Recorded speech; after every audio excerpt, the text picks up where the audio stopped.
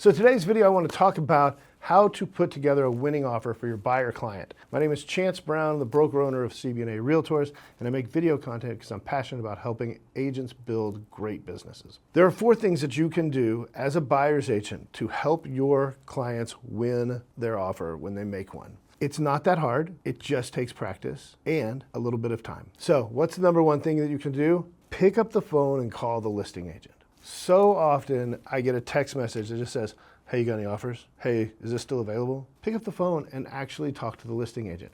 Ask them what's important to their seller. Ask them if there's anything in particular that they're looking for, whether it's a lease back or it's just money or it's a closing date because they're trying to buy another house, something that will help you get over the hump, especially if you get into a competitive situation where there's multiple offers. Number 2, if it's a financed transaction, have the lender call. That is a non-negotiable for me. If there's a lender working with one of my clients, I require them to call the listing agent when I submit the offer and let them know that this person is approved, they're good to go, there shouldn't be any problems. If there are, here's how to get in touch with them. Simple enough. Number 3, and this is so important, know how to write a good contract. Know how to write a clean contract. Fill in the blanks you're supposed to fill in. Know what information goes where.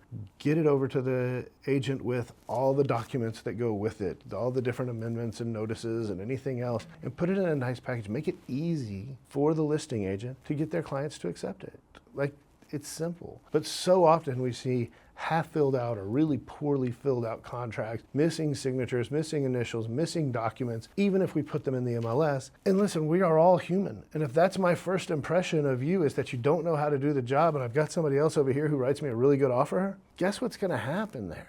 Like, I'm gonna lean towards this offer because it's just better. And it seems like it's gonna make the transaction smoother for my client. And that's part of my job. And number 4 is establish a base level of service. In a seller's market, you might have to be a little more creative. In a buyer's market, you might be asking for more or asking the seller to be a little more flexible, but have this base level of service that every client gets no matter what. And you use that base level of service to help set expectations and reinforce them throughout the process. So there's not the opportunity where your client misses out on the home that they want because your client went home to think about it and somebody else thought about it yesterday and they bought it today. But let's get something under contract and we can always back out once we deliver option fee if we change our mind, but we don't lose opportunities. We have to have this communication with our client, not just with the agent, not with just the lender. And so there you go. So those are my 4 steps for putting together a winning offer. Number 1 is talk to the listing agent and find out what's important to the seller. Number 2, have your lender call and reassure the listing agent that not only it's a great file, but that they're available if there's any questions. Number 3, write a good contract.